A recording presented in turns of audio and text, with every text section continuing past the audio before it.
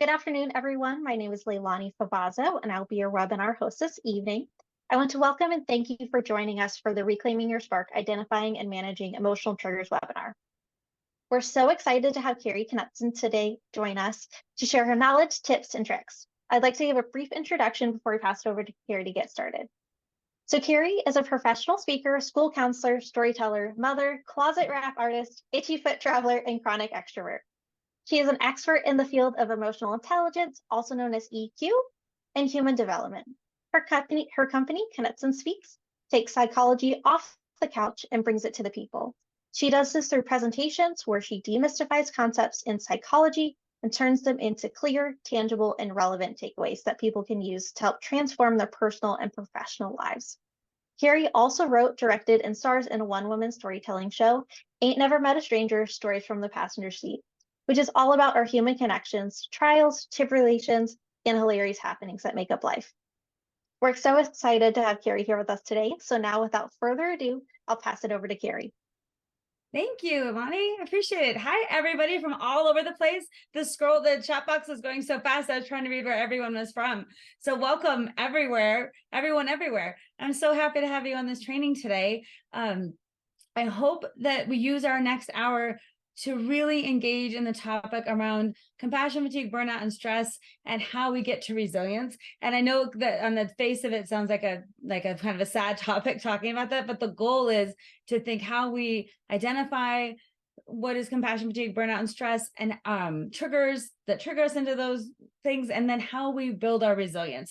And so my background is I'm a therapist by training. And a few years ago, I thought, why don't I take psychology off the couch and bring it to people and help them access really good ideas in psychology in ways that can be useful without any psycho jargon or psychobabble, and make it applicable to their daily lives. So that's why I'm in front of you today. But don't worry, we will not talk about your mothers or anything else. We'll use this time to talk about compassion, fatigue, burnout, and stress. I did drop the handout numerous times in the chat box. You'll see a link. If you're a handout person, that is a link to the handout. And that way you can have it for future reference if you like it. And it's available for you there. And we'll also send it out again at the end of the training along with a link. So let me share my screen real quick.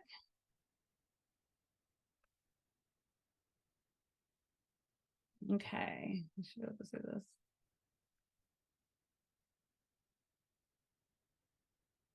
Just a second. All right. So we're going to talk about real life strategies to increase resilience in the face of compassion, fatigue, burnout, and stress. And in the work that I do as a therapist, I find that a lot of people don't know the difference between compassion, fatigue, burnout, and stress, or why certain things are affecting them certain ways. So today I'd like to give you some really clear ideas about how to identify these three kind of areas and then what we can do about them. And so the first thing that I want to say is that a lot of times I want to say, if you ever thought any of these kind of thoughts to yourself, you don't have to put anything in the chat box or point at anyone in your family, just think this is rhetorical. But have you ever thought to yourself anything like this? You know what, the stress of this job won't get to me because I'm a trained professional. I have training, so the stress won't get to me. Or maybe you said to yourself, I'm just mentally tough. It's how I show up in life, kind of tough. Or maybe you've said to yourself, I have an unlimited reserve of empathy, compassion, and inner strength that I can call on anytime there's a crisis. It's just like a well that keeps on coming. Or maybe you've said, you know what, the symptoms of compassion, fatigue, stress, and burnout will disappear if I ignore them. Ignoring them is a strategy. And perhaps you've even said, you know what, it is impossible to care for myself by caring for others. I just can't do it. I'll figure that out later.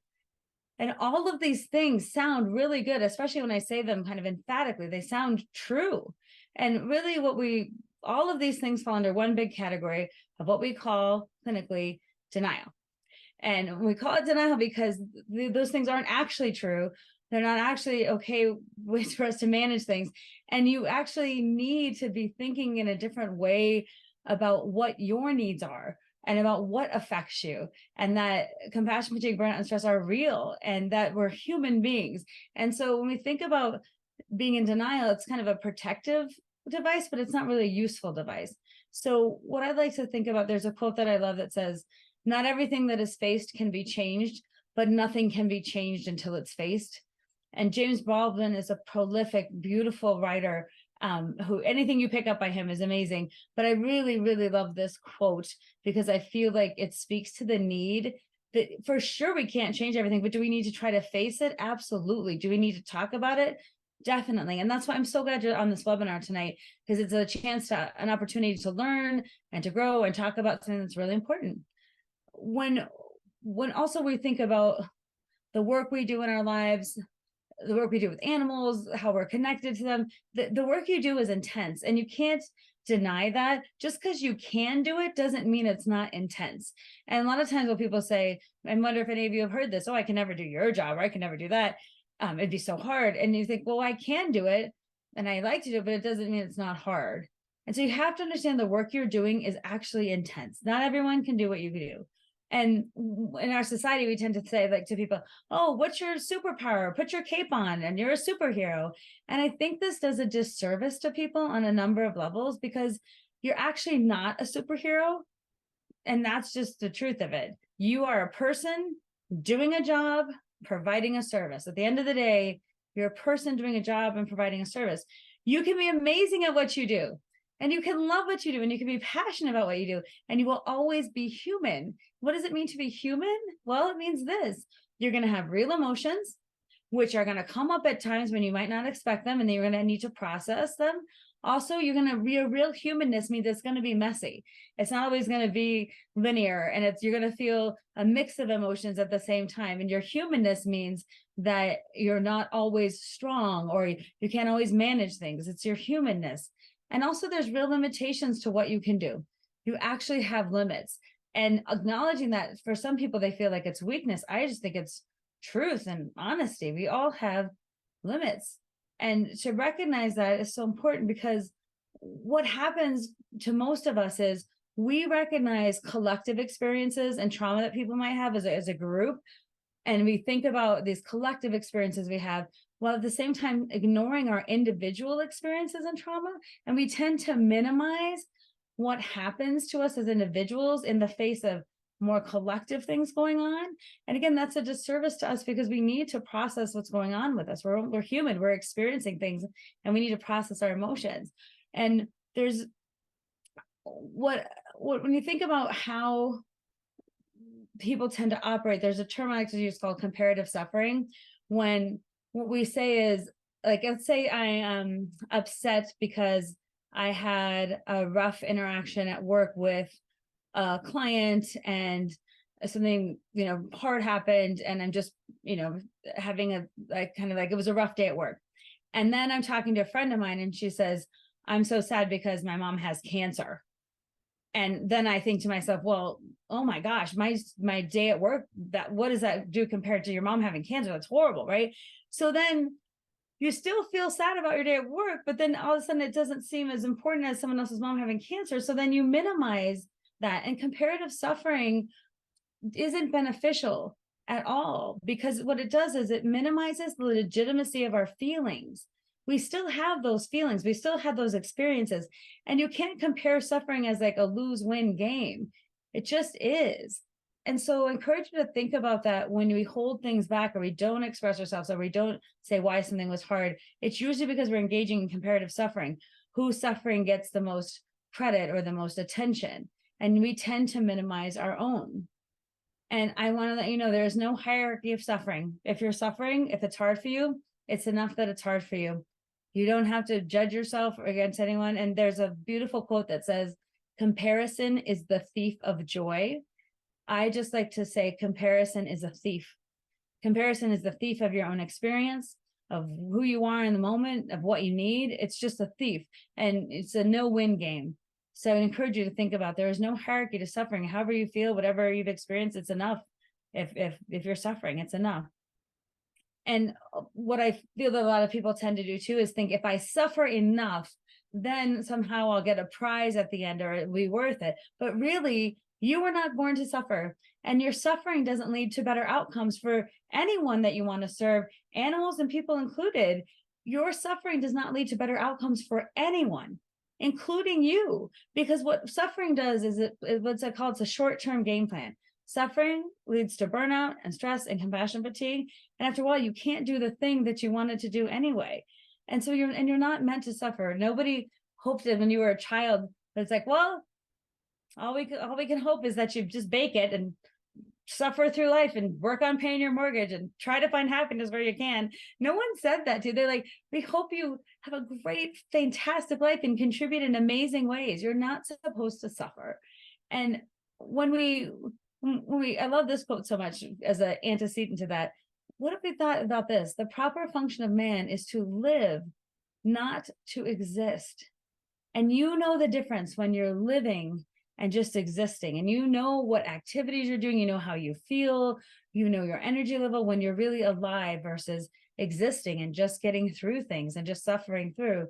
So I want you to think about juxtaposing it. What does it mean to feel alive versus exist? And part of being alive and being able to enjoy life with all its hardships and with all the things we have to struggle through is, how do we build resilience? How do we cultivate it? How do we step into situations and then come out the other side, not broken, but better? How do we do that? So what is resilience? Well, resilience is the capacity to recover from difficulties. And the good thing about it is, when I think about it, it's a skill you can learn and develop. It's not something like you either have or you don't have. And I like to say, just to keep it easy, resilience is my capacity, not someone else's. I'm not going to compare myself, but it's my capacity to recover from difficulties in my own time, in my own way, with what I need. And what people tend to do is confuse the idea of capacity with capability. So I like to say this: capacity, if you think about it, is how much a container can hold. So if you think, okay, how much can a cup hold or a jug hold? We see that as capacity. And with people, though, what I tend to see is, like, if I had a glass here and I poured some water in it and it went to the top, and I'd say, this glass is working great. Good job, glass. But then let's say I kept pouring water until it overflowed and overflowed and overflowed. And let's say I say, this glass is broken. This glass isn't working. What's wrong with this glass? And I blame the glass because it's reached its capacity, not me for overfilling it. And what we do as human beings is we confuse our capacity and our capability. And we tend to get all filled up. We're at capacity. And then when we get over the top, we think, oh, I'm broken. Something's wrong with me. And that's not true. It's probably just that you've reached your capacity. When we're at or under our capacity, we're fully capable. But so many times we dump more on and more and more, and we wonder what's wrong with us. Instead of identifying, we actually have limits because we're human. We're not robots, and we don't have superpowers. We're human, and we have limits. So it's important to think about that. What are your limits, and what's realistic, and getting out of denial? And what I would like you to think about, just so you can take away some things from this seminar as we do it, I'd like you to reflect. Just take out a piece of paper and draw 4 squares. And just off the top of your head, I'm going to ask you 4 questions. And I'd like you to be able to just, without too much thought, just think for a minute. What do I do in these categories? And if you're struggling with it or you don't have an answer, hopefully by the end of this seminar, you'll have some ideas to put in these 4 categories. Because I think that every person has within them pure gold, which is the ideas they have that would help them, things that they know they could do that would make life better. And so instead of coming up with a bunch of ideas, I want you to think from yourself. And I call this mining for gold. Like, what do you know that is true for you? So I just want you to jot down, again, don't overthink this, but jot down, what are things I do for stress relief that work for me? What are some things I do for stress relief that actually work for me? What are things I say to myself that help calm or focus me or affirm my experience? What are things I say to myself? What are activities that make me feel like I'm living, not just existing? What are you doing when you know you're alive? And then finally, what are thoughts or actions that help you manage change? What kinds of thoughts, ideas, or actions actually help you manage change and help you when things are hard? And I'm just going to give you a minute. Just reflect on these 4 questions and write down some answers on a sheet of paper.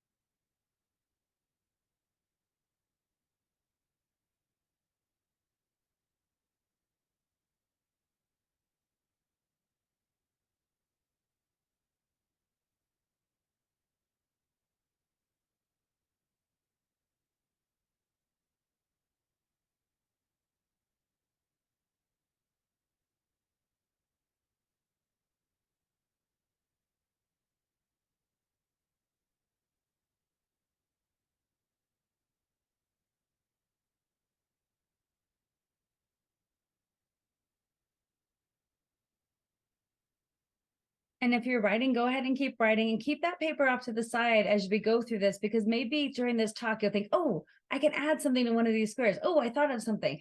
And then you'll have an actual referral source that works for you, of things that work for you. So that's just a quick exercise to get your brain thinking about, what do I know that works for me? What I know that's true for me.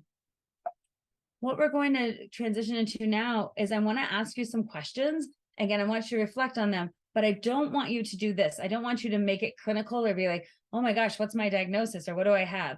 And I'll say this because when I was in school to become a therapist, we would study different disorders and, week by week go through the DSM manual.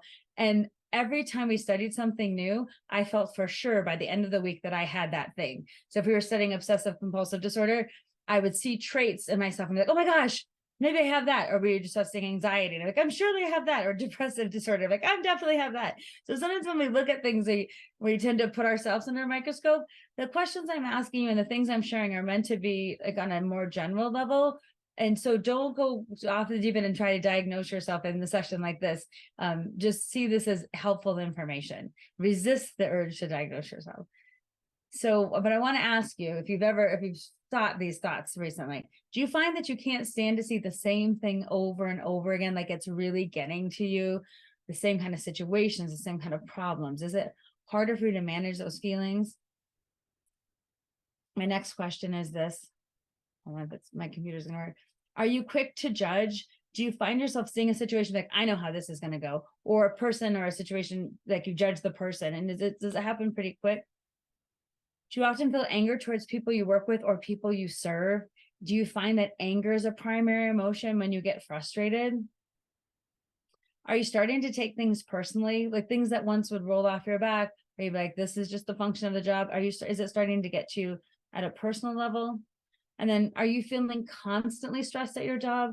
Many of us feel stressed at points during our job for sure, but is this a constant stress, something that's unrelenting, or just feel ever present? And do you bring that stress into your personal life? You take what's going on at work and bring it home, and then the stress gets even bigger there.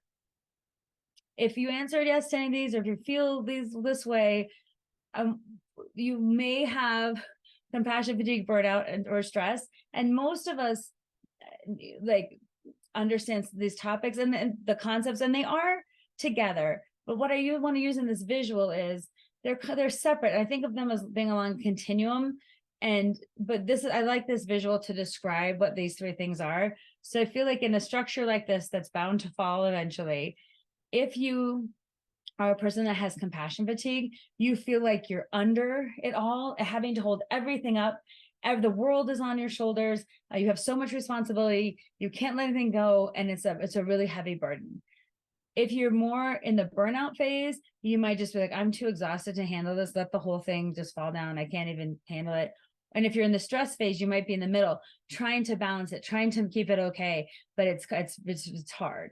So these things are connected, but they're separate. So the goal of the next part is to say, on the continuum, I'm going to start with compassion fatigue, which not as many people experience, to burnout, which more people experience, to stress, which all of us experience. So you can see along this continuum how these work together, but also how they're separate. So I'm going to start with compassion fatigue over here. Sometimes in the literature, people call it, say, vicarious trauma or secondary trauma. And these terms can get thrown around so much. They kind of get lumped together, even though they mean different things. But the idea is that you're seeing something or experiencing something that's not directly happening to you, but it's impacting you in a way that it might as well be happening to you. So this idea of compassion fatigue, I like to have visuals to help people think about things. So when I think about the visual, as I'm going to show it to you in a minute, but this is the short definition. It's been described as the cost of caring. And Charles Figley is a wonderful researcher specifically on the topic of compassion fatigue, and his work is amazing. And I included a longer quote from him about it in your handout, but it's basically, I came into this field to do good work. I care about the work that I do, but it's costing me my mental health, my sleep, my joy of life, my ability to be in relationships with certain people, my ability to manage things. It's costing you something. And the visual that I want to share with, I keep thinking about my visual, but it's not quite there yet. So compassion fatigues is a set of symptoms. It's not a disease. So it's not like someone would say, oh, you've got stage 4 compassion fatigue, and that's it. You can recover from compassion fatigue. And it's simply a set of symptoms together that we label as compassion fatigue, but it's not a disease. And symptoms are normal displays of chronic stress. So you don't go to bed fine one night and wake up with compassion fatigue the next day. It's been a steady journey to compassion fatigue. And the symptoms are, again, just like normal displays of stress that has become chronic in your life. Here's my visual that I found, sorry. To visualize compassion fatigue, I found this picture that I really love it to utilize this, and you can let me know what you think. So see this pony and see this goat. The goat has no business staying on the pony's back. The pony can handle the goat for a while, but it can't really go about its normal daily pony functions with the goat. But yet there the goat is, ever present, always there, a burden that is not the pony's to carry. And that's what compassion fatigue looks like, when we take on the burdens of others that aren't ours to carry, and then it impacts our ability to function, to fully function. And the pony can probably get around, but he can't fully function free as the pony is supposed to be, right? So compassion fatigue, to me, this is the visual for compassion fatigue. And when you think about symptoms, when we see like a set of symptoms, we look for things like people that have constant stress and anxiety, and it's ever present all the time. And also an impulse to rescue anyone in need or any animal in need, that impulse to be like, I have to save everyone now, or all the animals, I have to do that. Like the impulse is there to rescue. And then hyper arousal means you're always thinking about the thing that you're working on. So how can I solve this? How can I fix this? How can I do more? Why aren't other people doing more? And it's a constant kind of what I call recording in your mind, that you're always thinking about it. A decrease in experiences of pleasure, mostly because you're so focused on the work that you're doing or trying to help or whatever it is, that you can't really experience pleasure. And then isolation, because no one really understands you or gets you. And so then people who are in compassion fatigue tend to isolate because only they can understand what they're going through. And then a lack of self-care. And that can be from poor eating to poor sleeping to not being able to engage in other functions of your life. And when you think about compassion fatigue, it's really hard because you don't sometimes know that you're in it until other people are like, are you okay? Or what's wrong with you? Or you don't seem like yourself.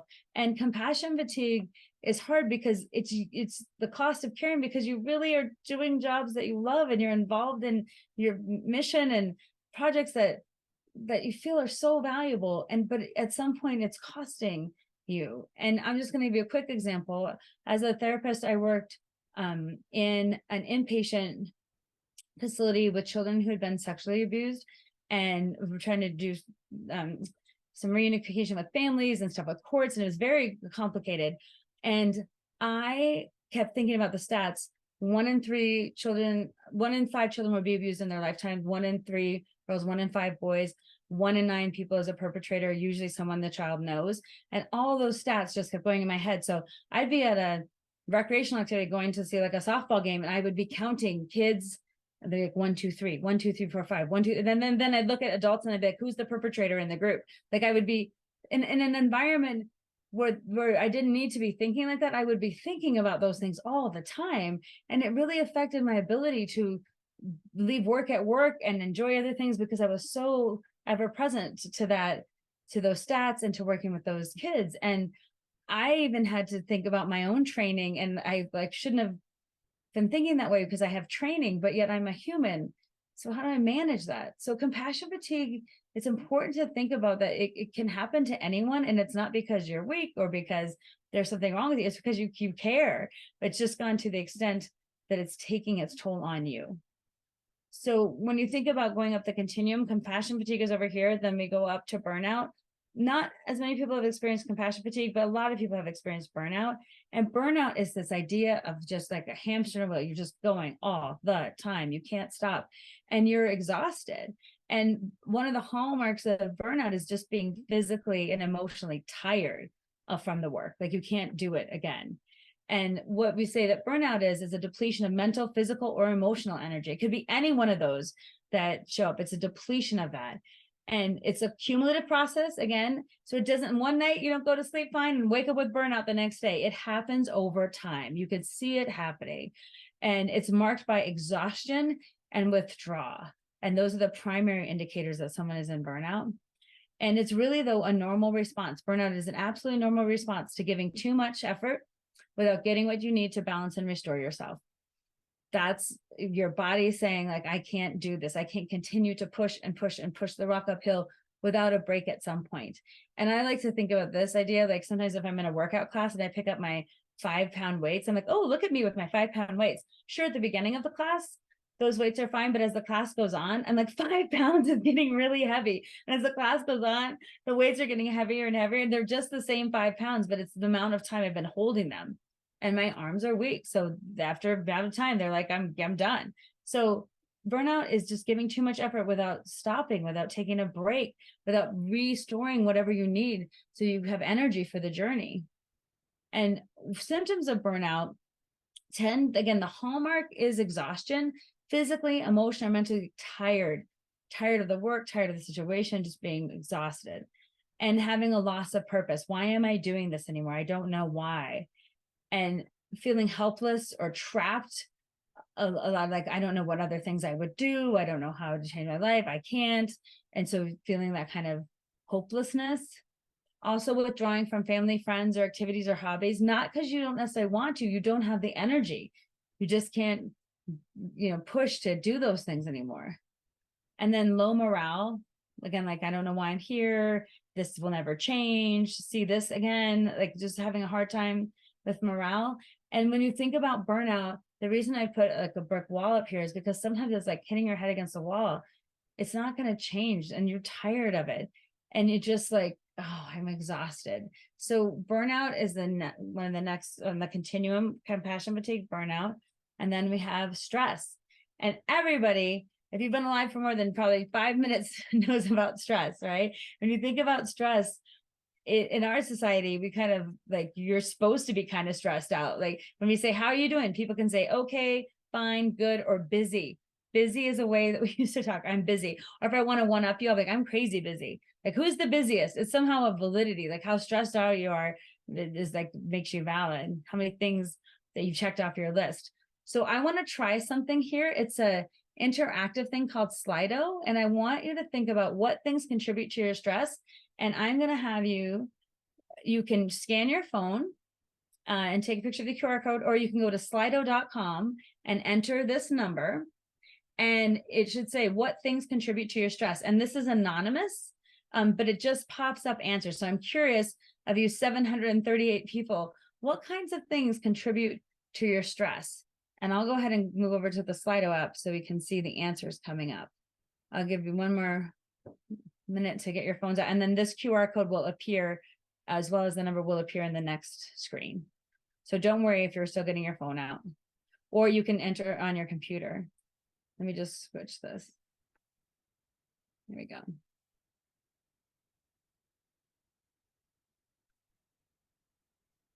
So you should be able to see a bunch of words coming up on the screen. And the reason I like to use this is it's interesting. The more people type in the same word, the bigger the word gets. So you can tell with your group, what are most people thinking. And also you can save the data for later and they have it. You can ask multiple choice. You can do word clouds. You can do open text. And it's a really fun tool just to get anonymous feedback, which I tend to think is more, people tend to be more honest. Their answers are anonymous. I hope too, when you look up here, you might, as you're reading these, think like, yes, me too. Yes. Oh my gosh. Because, but a lot of times the human brain tends to think oh, I'm very unique in my situation. Nobody else feels this way, or everyone else has got it together, or somehow I'm not doing this right, and someone else has the secret. But really, if you look at this, this is the human condition. These things contribute to our stress as human beings. And these are definitely things that stress all of us out. And I have a favorite quote that I like to say, yes, you are very unique for sure, but you're not that special. And this kind of shows it, right? Look at all these things that we're feeling. And when we think about what causes stress, sometimes we assume that like, you know, money would definitely be a hot topic, and it is for us too. But when you think about what else causes us stress, when you think about angry clients, politics, turnover, lack of sleep, being in actually maybe physical or emotional pain, noise, sometimes that's what we do in our comparative suffering. Well, if it's not money or work, then it doesn't count. Like if I'm worried about gossip and you're worried about money, I guess you win. And that's the thing when we think about comparative suffering. If these things contribute to your stress, these are real for you. And it's enough. It's enough that these things are real for you. So I'm going to let you keep typing in here. I'm going to flip back over to my screen, but these will come up, and I'll share this screen again.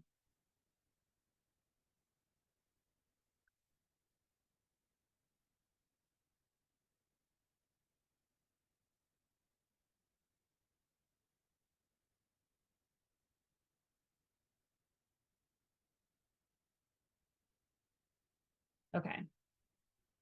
So what I want to talk about with stress is, okay, there we go. Now I'm back on there. So what I want to talk about with stress, and when we think about stress, is I want to give you a new way to think about stress. Stress isn't inherently bad. It's your body's reaction to a challenge or demand, and it's not always bad. So here's my last animal reference for the night. I don't know if you've appreciated them or not, but the idea of putting an animal, like having this elephant getting on a ball as like a trick is stressful. And when you think about, is that good or bad stress, or what is that? Like, it shouldn't, how long should the elephant do it? Is it good for the elephant to do this in the first place? Like, these things cause stress, right? And we can all experience it. What does that look like when you think about stress? So, but stress sometimes gets a totally bad rap. So I want to talk to you a little bit about there's 3 kinds of stress responses. And I want to talk about the first one that's actually positive. Positive stress helps us get things done. Like, for example, positive stress helped most of us get on this webinar tonight. You had to stop what you're normally doing, find the link, get on, change what you're doing, and now you're focused and you're here, and now the stress is over. Like, positive stress is the deadlines, getting things done. It's kind of can push us to do things we might not normally get done in a timely way. And what I like to think about with positive stress is it just looks like this to our brains.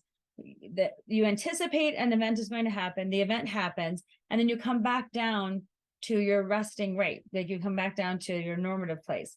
And so the thing happened, it's over, and it comes back down. And sometimes we have positive stress that happens quickly. Sometimes it's over a little bit of time, but positive stress is the ability, once the event happens, to come back down. And I have to say that sometimes I have what's called anticipatory stress about things. Like, I wonder what's going to happen, and will it work, and will it be okay? And recently I had anticipatory stress about getting a root canal. I knew I was going to have a shot in my mouth, and I was freaking out from the minute I made the appointment to pretty much when I showed up. And I was like making myself anxious about getting a shot in my mouth. And but I was also preparing myself. And they had been doing whatever in my mouth, and I was like, okay, I'm ready for the shot. I'm ready. I'm prepared. I'm ready. Give it to me. And they're like, we already gave it to you. And I was like, what? They put so much numbing cream. I didn't really experience the shot. And I'm like, how much stress did I waste on something that never even happened? Right. So the idea of positive stress, though, is like things you think about, things that stress you out, things that normally happen in our bodies. And once that thing is done, we come back down. We're able to come back down to a normative or resting place. The next kind of stress response is what we call tolerable. And that is when you anticipate something's going to happen, the thing happens, and before you can come back down, something else happens. Before you can come back down, something else, before you can come back down, something else, but eventually you're able to come back down to that resting rate.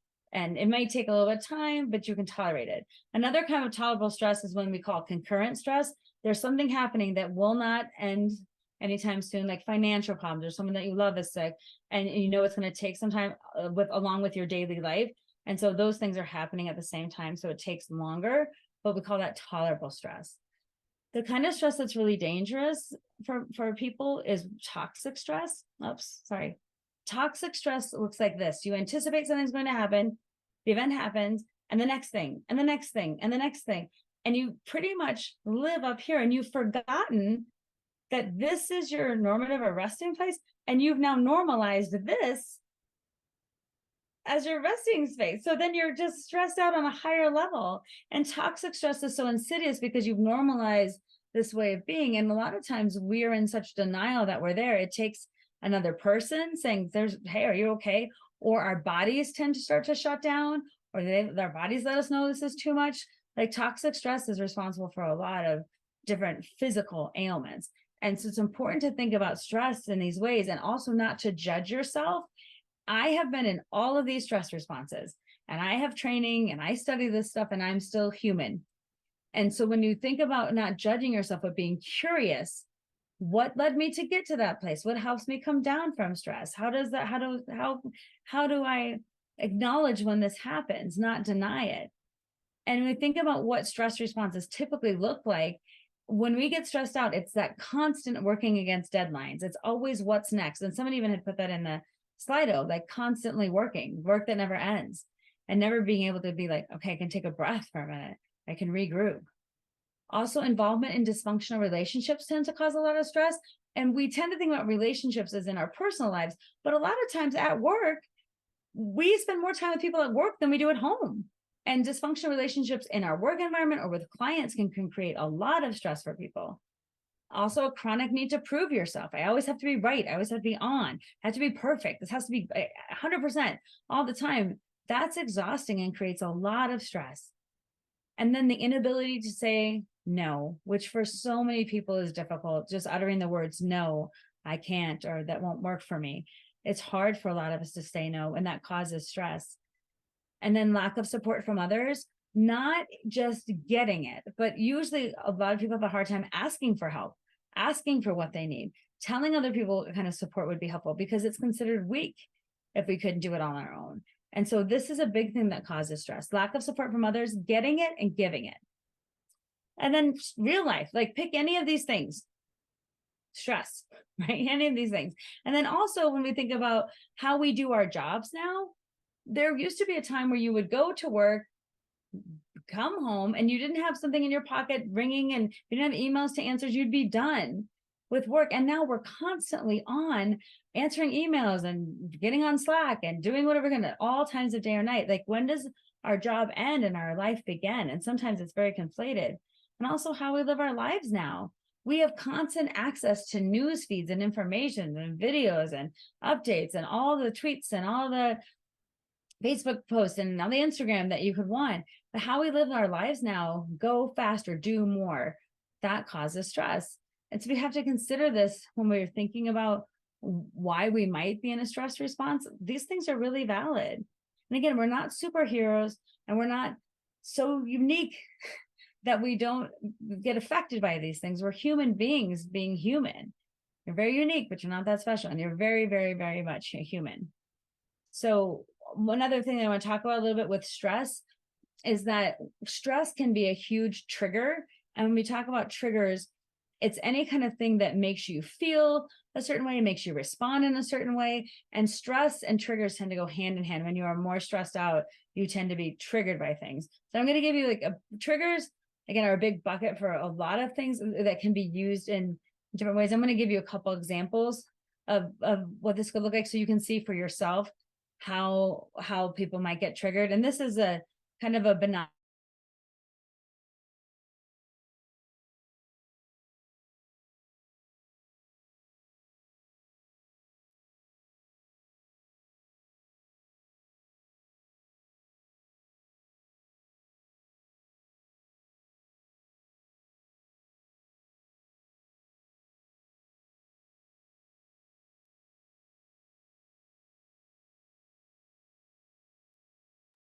example, but it's a true one. And he's like, what's happening? And he's like, the dishes are saying it. The dishes are saying it. And I'm like, he's like, the dishes aren't really talking. And I'm like, but I feel like you're not respecting me. He's like, I think the dishes are saying, hey, these aren't yours to do. I have a different timeline for doing them. They're going to get done. I just got busy and I don't have the same priorities as you. I'm like, I don't think the dishes said that, right? But it's an opportunity to notice in ourselves. Like some people, that wouldn't trigger them. For me, it triggers anger. And when we think about triggers, we usually feel them in our bodies first. It could be the smell of something, the sight of something. It could be an emotion that we see, we get from a movie, and then it makes us think about something that happened to us. So lots of things can trigger us into a stress response. There's also things that are external that can trigger us, and it could be any of these things. It could be anything like major life changes can trigger you, new tasks at work, relationship difficulties. Again, these are things outside yourself, financial problems, being too busy, or having family issues. Those can be things that are outside. And then at the same time, internally, things that can trigger us into stress response are just unrealistic expectations of ourselves, inability to accept uncertainty, pessimism, negative self-talk, and perfectionism. And perfectionism is huge for most people. They have to be perfect. And what I like to say to that is perfect is the enemy of good. Some things are just good enough, right? You don't have to be perfect to be really, really good. And not everything is calling for perfection. But sometimes we trigger ourselves into stress response because we perceive we have to be perfect. Also, there's the work of the Gottman Institute, which does a lot of work on emotional responses and relationships. And sometimes feelings can trigger us. And so when people feel powerless, for example, in a situation, like something happened in a meeting where someone said, well, this is how we're going to do it, and they didn't consult you, that feeling can trigger you to be like, nobody likes me. This job isn't for me. And no one respects how I work. And you can make a whole story based on how you felt. And for some of us, feeling something is unfair isn't as big of a trigger as feeling if someone blames us. So we have to know ourselves to know what kinds of things trigger us, but feelings can be a trigger for stress big time. And I call these the 4 horsemen of the apocalypse. When we feel judged, when we feel jealous, when we feel shame, and when we feel guilt. These are a lot of emotions that tend to trigger a stress response in human beings, because we don't like the judgment. Jealousy is not a good emotion to stick with. Again, that's the comparison game, and comparison is the thief of everything, not just joy. Shaming someone and feeling guilty, those things, when you shame someone, the internal dialogue tends to trigger a stress response. And when we feel guilty that we didn't do something, these are things that human beings tend to keep and hold on to and are really big feelings. Also, what I want to leave for you in your handout when we're done with this is some time to reflect on some of the things we've learned. So I've included some questions around this that just as you get to know yourself, it might be helpful to jot some of these things down and ask some simple questions. So like, what kinds of things tend to trigger you? So for me, like dishes, people being late, when my kids borrow stuff and don't put it back, and then I have all sorts of feelings. Or my husband, when he doesn't pick up his phone when I say I'm going to call you at this time, like those kind of things can trigger me. The things that trigger you tend to be more external or internal. So it's good to say, is it stuff I'm carrying here, or is it stuff in my environment? And then what types of feelings tend to trigger you, so that you can be aware when you're in those environments how you might be triggered. So these are some questions I left in the handout. And again, just in some quiet time or reflecting time, it can be good to think about, for me, what does it look like for me when I get triggered? And usually if people say, I don't know how to answer that, I say, well, think about where you feel something in your body when something is not right, when you get upset or hurt or angry. Where does it show up in your body first? Because that sometimes helps to know you're even having a trigger. Do you get tense? Does your stomach hurt? Do you feel flushed? Do you make some kind of face? Do your breathing get more shallow? How does your body tend to respond? That can be good clues. Those can be good clues for you. And I want to offer you an idea to think about triggers too. And I love this quote. It's by a man named Viktor Frankl. He was a psychiatrist who was in the Nazi concentration camps and wrote a book called Man's Search for Meaning.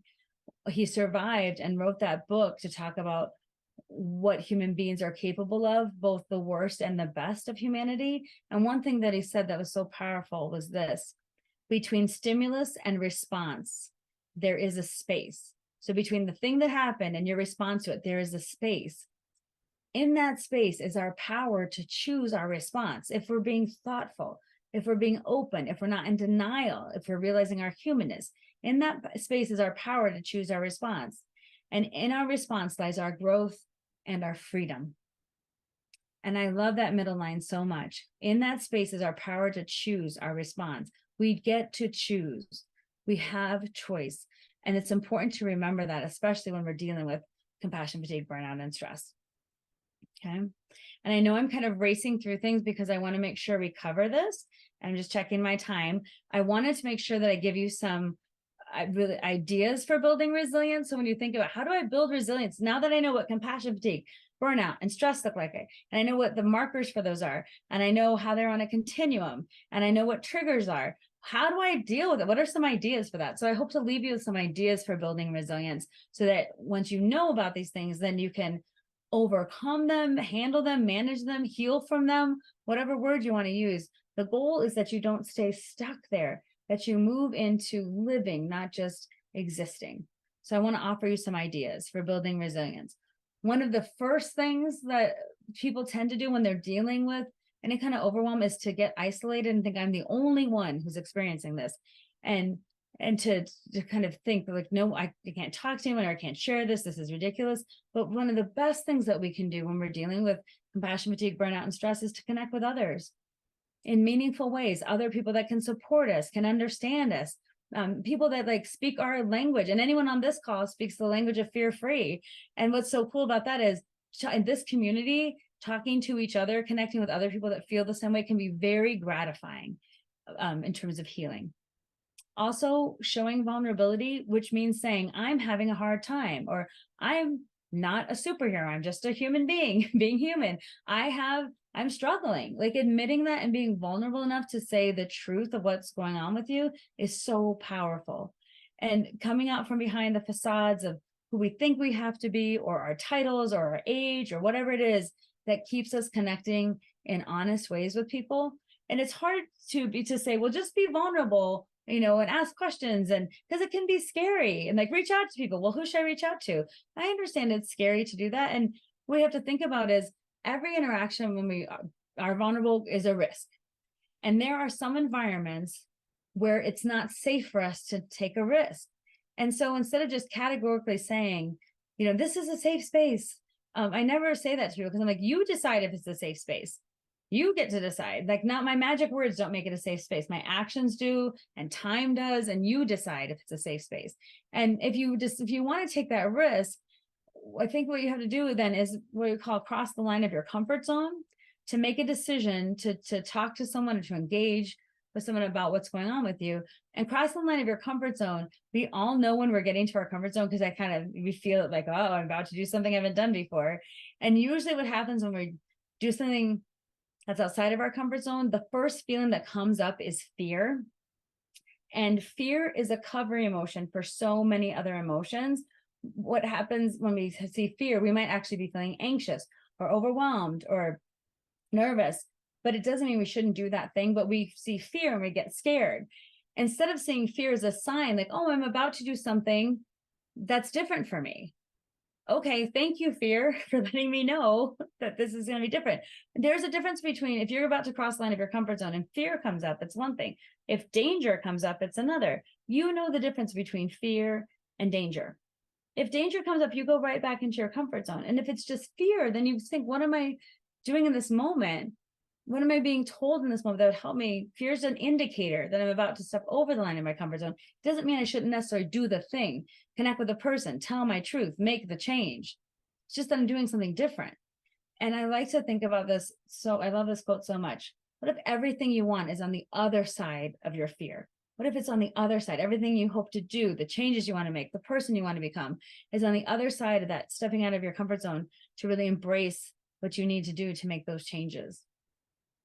And another thing to think about using our mind is this idea of we all have skills, abilities, assets, and strengths. We tend to forget them when we have compassion, fatigue, burnout, and stress. We tend to forget, hey, I might not be doing great in these areas, but I'm doing pretty good in these areas. Or I might not have this mastered, but I also have this. We tend to be really dualistic and are thinking yes, no, right, wrong, good, bad.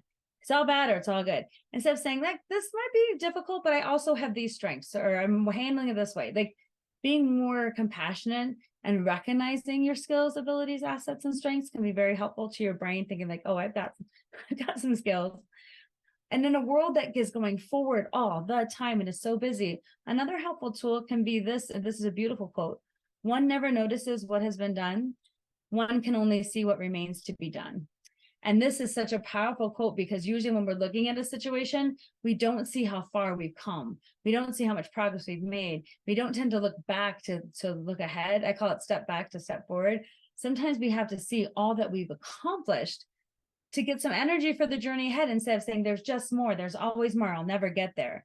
So I think really setting your brain in that space of, I'm going to notice what has been done, and I'm going to celebrate that, and I'm going to enjoy that, and I'm going to let myself be in that space so that I'm not just burning myself out thinking I have to go all the time. Also, sometimes we forget. We have to remember that we have been over, under, and through things before. There'll be stories in your life where you're like, oh, I succeeded in that. Oh, I remember when I overcame that. Oh, this is how I got through that. We have to remember that. You have been over, under, and through lots of different changes and things that have happened, and struggles and hard things. Sometimes we forget when we're in a new one that we actually have skills and abilities that will help us get through. Also, setting boundaries can be so valuable. Saying the word no, I'm not interested in that right now. That won't work for me. I'm not prioritizing that right now. Any way you say that, setting a boundary is so important. And really, boundaries are simply the limits and rules you have for yourself. So when will I go to bed? What kind of food do I want to eat? How much social media do I want to consume, and at what time? Boundaries that you set for yourself, what topics I want to speak about, who I want to engage with or not, like all the things that we think about, the rules and limits we have for ourselves that keep us safe, that keep us mentally feeling like we're in a safe space, and that we can own our preferences and opinions and thoughts, and do it in a way that protects our emotions and doesn't overextend ourselves at the point of suffering, or the point of giving too much, or being exhausted, or burning out. Also thinking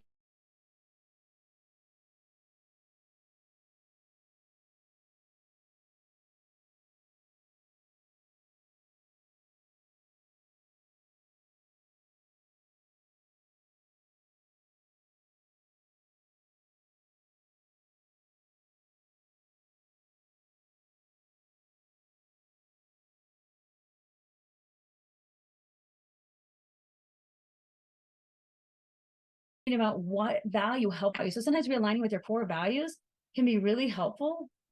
And then when your behaviors align with your values, that's when you flourish, when you're doing things align with your values. And this is what I always say to myself, which is ridiculous, I know, but I say a bad day as a therapist is better than a good day at Staples.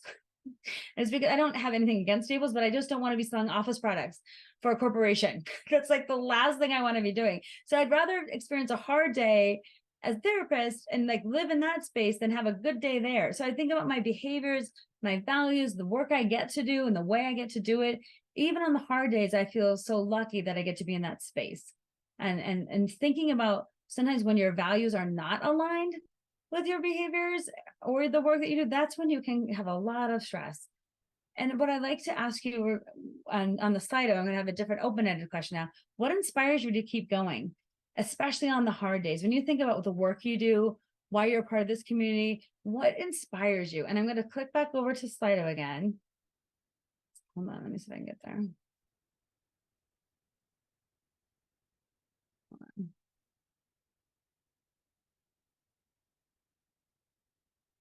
Gotta go to a different space. Here we go.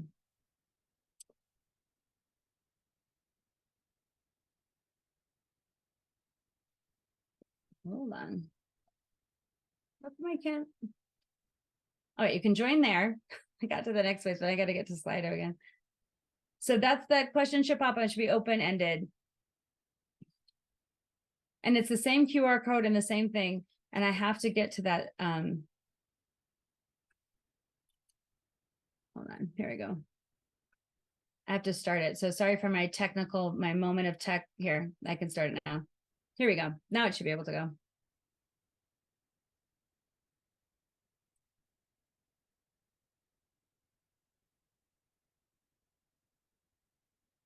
What inspires you to keep going, especially on the hard days? And I'd expect to see a lot of pet answers up here. Right. And that's when you think, what do we do in our jobs? What do we do it for? Right.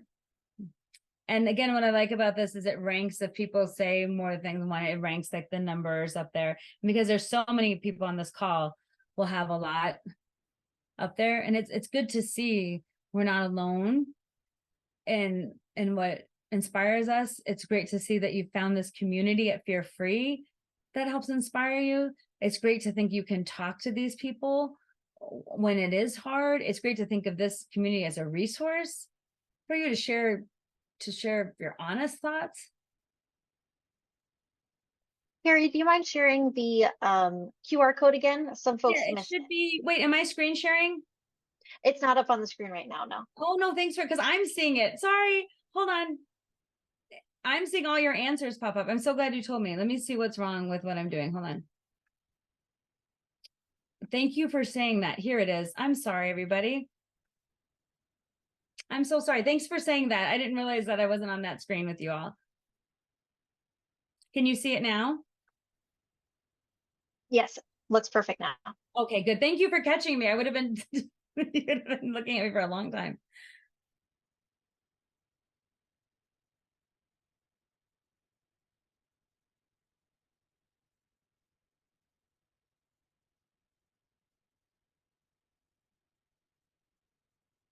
And this is so beautiful to see all these answers. I love them so much.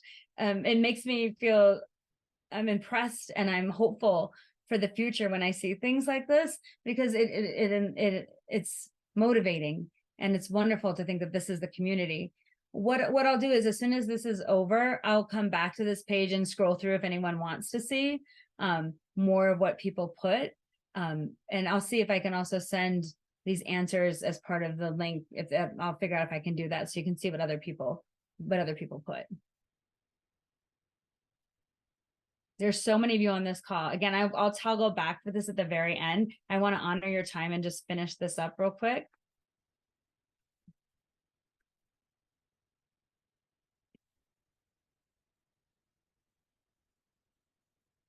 So when we learn all this information, one of the main things I think people will say to themselves, well, Kari, this was great. Thanks for this, but you don't know my story. You don't know, who am I to deal with my compassion fatigue or my burnout and stress, or be vulnerable or talk to people or get support? Who am I, to actually live and not just suffer? That is the worst question you can ask. The who am I to is not the right question. The right question is, who are you not to? Who are you not to? You're somebody. You have so much to give. Those answers that came up were so beautiful. The world needs what you have to offer. Who are you not to? And you can't share your gifts when you're living in compassion fatigue, burnout, and stress. That's not what we're supposed to be. Your suffering does not lead to better outcomes for you or anyone that you're trying to serve. So the real thing is, who are you not to? And what I like to think about, this is my last animal reference. I didn't realize how many animals I use in my talks until I started talking to Fear Free. My logo is a peacock for Knutson Speaks for a reason. And it's because of this. I think peacocks are beautiful and amazing and incredible creatures, and just beautiful animals in every aspect, right? And when my daughters were little, they saw one at the zoo, but it was roaming freely, and they hadn't seen a peacock just out and about. And when the peacock was near us, it did this. It went, psh, and my kids were like, they got so they didn't expect it. And it made me think, this is how people are. We walk around with our feathers kind of down, and we think I'm pretty amazing and cool, but I've got so much stress and compassion fatigue and burnout and issues and tiredness and all the things that cause me stress. I can't get big. And the goal, when you think about what your life is supposed to be about, how can you be a person that's really living, that's getting big, not from ego, look at me, I'm so great, but from service, how you're choosing to serve. And you can't do the work you're put on this world earth to do if you're suffering. And so the idea is, how do I get big from service, not from ego? And how do I take care of myself so that I have the strength and confidence and fortitude to be able to get big? And so that's what I want you to think about. How can I get big from service? How can I keep myself strong? How can I be thoughtful about what I need? How can I get support where I need it, so that I can actually be in a resilient space to manage stress and then the challenges that I'm going to face? Because we are going to face them. And there's a great quote that says, you can either go through change or you can grow through change. And I think about, how are we growing in our lives? How are we managing things? How are we getting big from service? And that's what I want to leave you with, this idea of like, if you're dealing with compassion fatigue, burnout, stress, how does it limit your ability to do the things that you want to do? That's why it's so important to take care of yourself, identify your triggers, get support in whatever ways that work for you. And even coming to the seminar tonight, I hope is helpful in some ways to start thinking about it. If you want to connect with me after this, I'm at Kari Knutson Speak on different social medias. And I also have a podcast called Get Big Out Loud, where I talk about ideas in applied psychology and how they can be used in real life. So I have a podcast on my 34th episode. I also have a QR code that will take you to my website. It's also in the handout if you want to see more of what I'm about. And then if you're ever in Denver, I have a one-woman show that I do a couple times a year, and it's around comedy and storytelling. And it's a really fun show to see. So if you're on my website, when I do the show, that information will come up as well. And I encourage you to think about ways you can get big. I encourage you to use things from today that will actually help you. And I want to again say thank you so much for taking an hour of your life to come spend it with me, learning about something that I hope will be valuable to you. And I'll stop the share now, and I'll take it over to you, Leilani. Thank you so much, Kari. Your knowledge and expertise was so appreciated. I saw so many folks in the chat, supporting each other and just thanking you so much for all of the information you shared today. So we're running a little bit late on time, which is not a problem. We had some great information, so we unfortunately won't be able to answer any questions today, but we will be sharing the recording with all of you. So that recording will be shared via email within the next 5 business days, and then it'll be available for viewing for 2 weeks after that. So on behalf of Fear Free, I want to say a huge thank you to Kari and everyone who joined us today. As I mentioned, the recording will be available, so look out for your emails, and also look out for our follow-up email for an exclusive discount on your Fear Free memberships for a registration or renewal. Be sure to follow us on social media and subscribe to our newsletter for invitations to future presentations. Our next webinar will be on September 12th and focus on preserving the human-animal bond. You can register to attend on fearfreepets.com. We hope you have a great evening and look forward to seeing you next time. Thank you again. Thanks, everybody.